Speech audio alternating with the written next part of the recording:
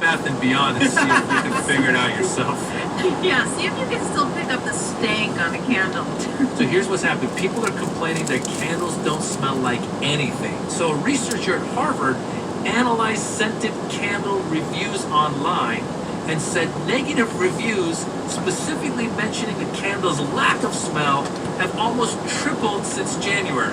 But not that it's a steady climb. There was a sharp spike in April, then things got better over the summer, but in October and November, they shot up again for some weird reason. I'm going to start a candle company, and I'm going to make scents called You Should Have Worn a Mask and Stay 6 Feet Away. Sure, yeah. Who doesn't want to have that candle called Running Out of ICU Beds? Do you know things are bad when people complain their candles don't taste like anything? This little light of mine, I'm gonna let it shine.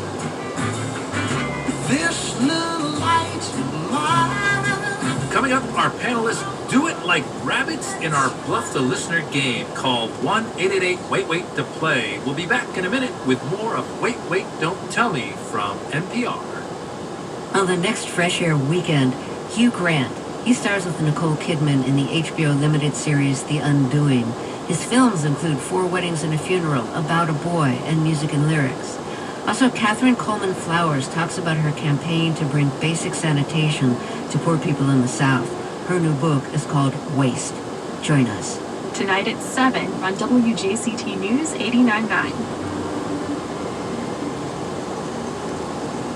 Later today on This American Life, I have no idea what gave me the confidence as a 12-year-old to take some books out of the Baltimore County Public Library about magic, put together a show, and then just start advertising to perform at kids' birthday parties.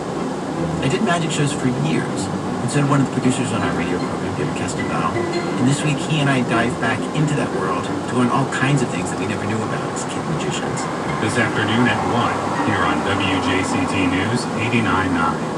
Facebook said this week that it will remove all false information about COVID-19 vaccines from its platforms.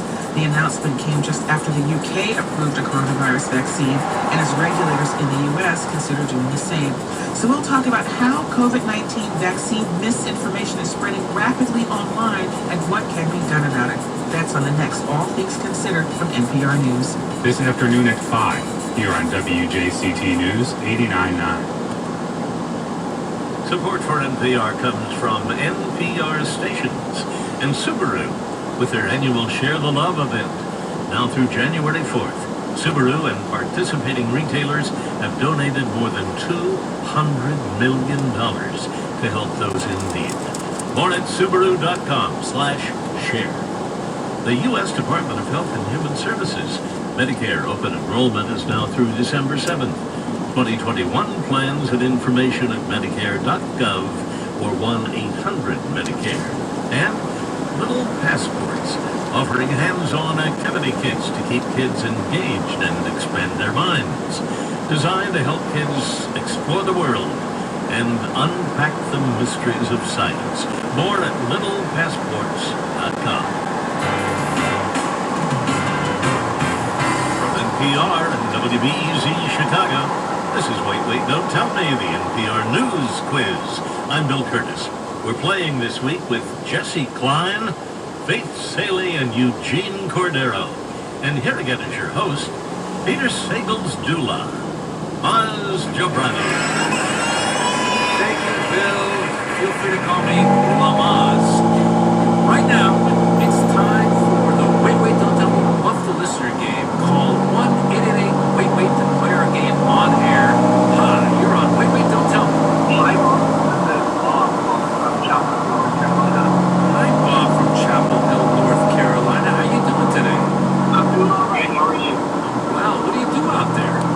I'm in grad school at UNC studying chemistry. Well, you know, we need you, my friend.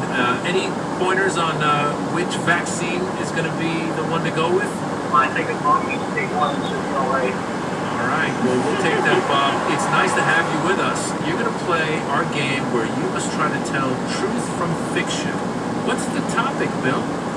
400 rabbits. So this week, 400 rabbits made the news. Was it what they fed the 101